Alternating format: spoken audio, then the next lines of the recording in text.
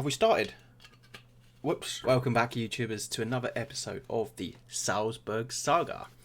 So in this episode, we'll be playing 6 games, 4 of them being the league and 2 Champions League games. And we'll also be looking at a late activity in the transfer market before checking out the league tables and what the future holds. So without further ado, let's go and take a look at the fixtures. In the first match of this episode, we record a comfortable 5-0 win against LASK, with goals coming from Adeyemi, Zobnin, Dakar, Gravenberch and Aritso. Let's have a look at the goals.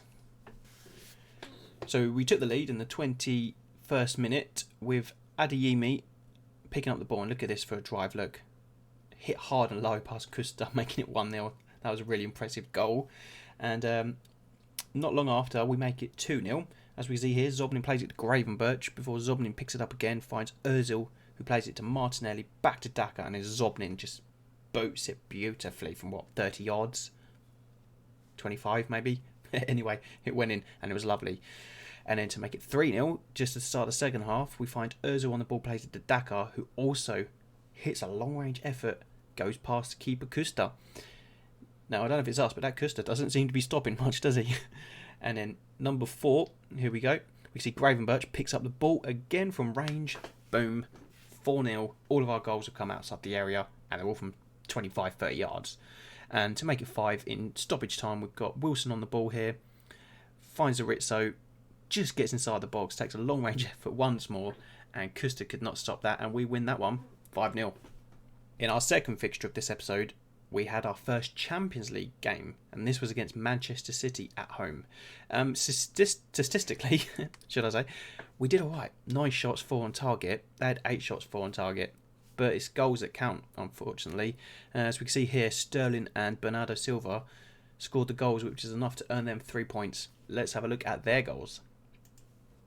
So, just coming up to the 17th minute, Raheem Sterling scores this goal for Manchester City to make it 1-0. We see Foden with the ball, Sterling long range effort, and Livakovic couldn't save that one.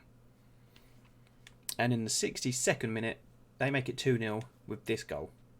Theo has the ball, plays it back to Foden, who crosses it in, and Bernardo is there on hand to header it past Livakovic. So they win that game 2-0.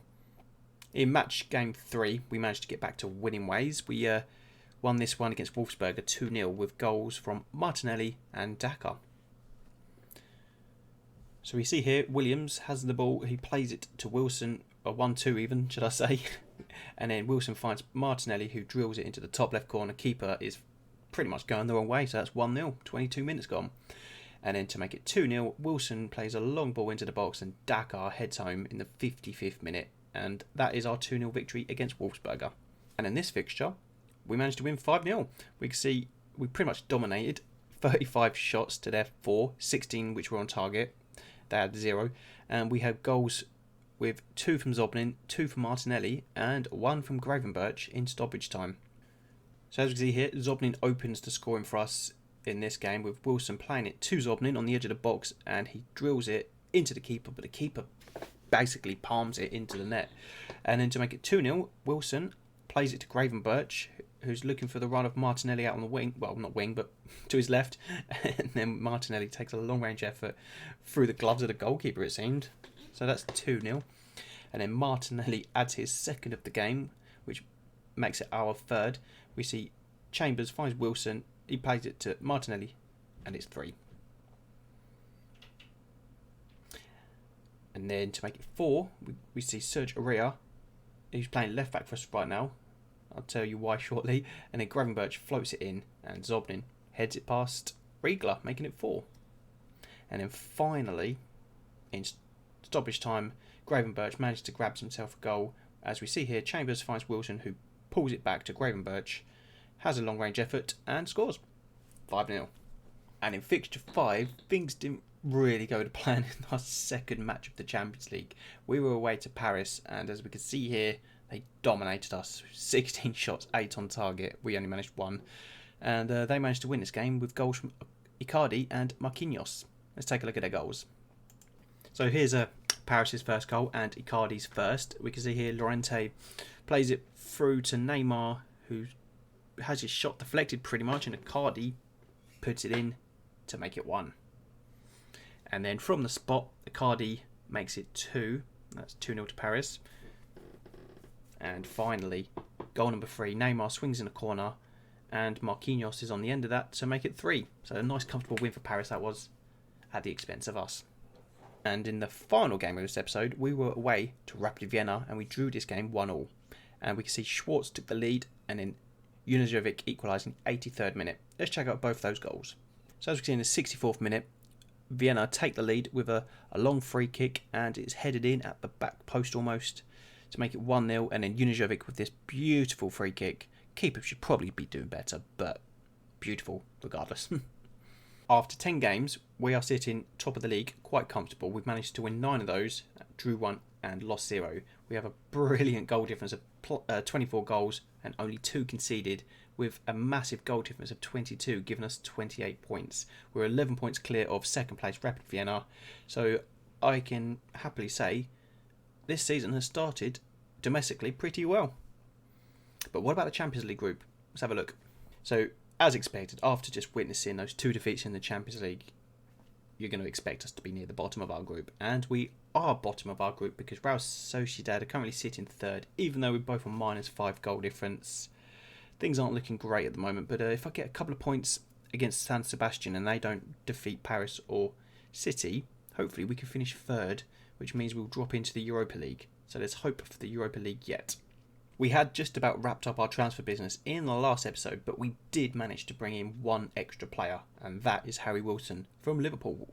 We managed to get him for 9.75 million, which I'm pretty pleased with, yeah, because the scout report was very high, so he's going to do a good job for us, hopefully. In terms of going out, we did get rid of a few players in the last 2 days of the deadline. Pato went to Basel, and then we got Dole's gone to Autak, Junior Adamu's gone to Hamburger, Mensah and Bauchi have gone to Udinese, Samuel Tete went to Lask, Mwepu's gone to Mainz, Ashimu's gone to Rapid Vienna, and Oka's gone to Benfica, and Kjaergaard's gone to Porto. So we've been quite busy in that transfer window, especially with the incomings. Look, we spent 98 million in total. Now, I did mention that we was going to talk about Sergio Raya playing left back. So we bought in Kolasinac, and he's still out for 2 to 4 months, and that was about 6 months when we first heard the news of his injury, which is at the start of the season. We'd only just brought him in and he gets injured straight away. So I thought we'd loan in a player. So we've loaned in Brandon Williams from Manchester United. Then he goes and gets injured. Now, luckily, he's only got about 6 to 12 days left before he can return fully. We've got him on the bench just for, basically, if we really need to use him. But I'm not using him at the moment because we've got Herrera out at left back. So that's the reason he is playing there. He normally plays right back, but we've managed to fit in Callum Chambers at right back for the time being. And we've pretty much been limited to our left back, so that's why Sergio Reyes had to play there. And finally, we take a quick look at our upcoming fixtures. Our next game is at home to Autak. Then we have Real Sociedad in the Champions League, followed by Hartberg at home, SV Ried away, and then we're back playing Real Sociedad at home, and then WST Tyrrell at home. That is our next 6 fixtures. So once again, if you made it this far to the end of the video, I'd like to thank you very much for watching, and if you enjoy this kind of content, then please do feel free to smash that subscribe button, like the video, and comment anything that you wish below. But until next time, take care. Bye bye.